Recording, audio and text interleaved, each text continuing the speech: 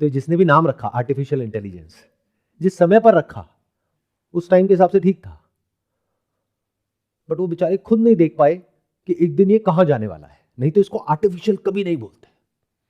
अगर मुझसे पूछोगे इसका क्या नाम होना चाहिए, that has to be infinite intelligence. इसको आर्टिफिशियल इंटेलिजेंस की तरह मत देखो, इसको देखो इन्फिनिट इंटेलिजेंस की तरह।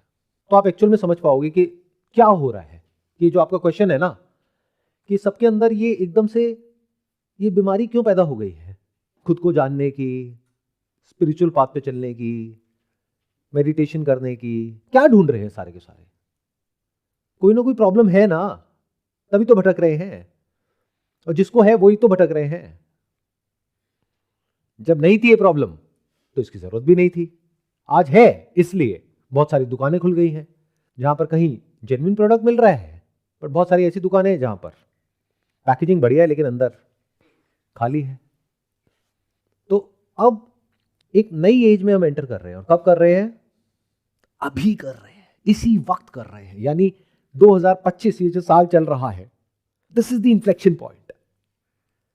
इट्स लाइक ह्यूमन की ये प्रोग्रेस थी, यहां से धीरे धीरे वेपन्स बने, फिर सर्वाइवल हुआ, फिर जानवरों से हम ऊपर उठे, फिर धीरे धीरे फार्मिंग, एग्रीकल्चर, उसके बाद में इंडस्ट्रियल एज आई, फिर इंफॉर्मेशन एज आ गई, फिर उसके बाद में इंटेलिजेंस एज आ गई, जिसको मैं बोल रहा हूं the age of infinite intelligence.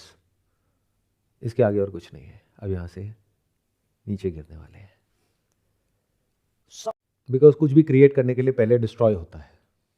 Because creation and destruction, these are not two different forces, these are two sides of the same coin. एक स्टैंड पॉइंट से देखोगे तो डिस्ट्रक्शन है, दूसरे स्टैंड पॉइंट से देखोगे तो क्रिएशन है। तो आप चाहे चाहो या ना चाहो, आपके माइंड में जो एक दुनिया है जो एक्चुअल में नहीं है, एक्चुअल में दुनिया कुछ और है जिसके बारे में आप लोगों को पता नहीं है। You have got no clue about कि एक्चुअल में दुनिया क्या हो चुकी है। ना तो आपको रोबोटिक्स के बारे में कुछ भी पता है कि किस हद तक आगे बढ़ चुका है, ना आपको ये जिसको आप आर्टिफिशियल इंटेलिजेंस कहते हो इसके बारे में कुछ भी पता है, क्योंकि आप सब बिजी हो। आप जी रहे हो एक पुराने एरा में, इंफॉर्मेशन एज में। You all are hypnotised, you all are like zombies, जैसे कि चले चले जा रहे हैं लेकिन किसी को कुछ पता ही नहीं है, अपने आप सब कुछ हो रहा है। And all of you are absolutely clueless of what is going on, कि आप क्या कर रहे हो, क्यों कर रहे हो, उसकी वजह से क्या होने वाला है, फ्यूचर में क्या होने वाला है, पास्ट में जी रहे हो। इस वजह से आप अंदर से बहुत बुरे तरीके से डरे हुए हो।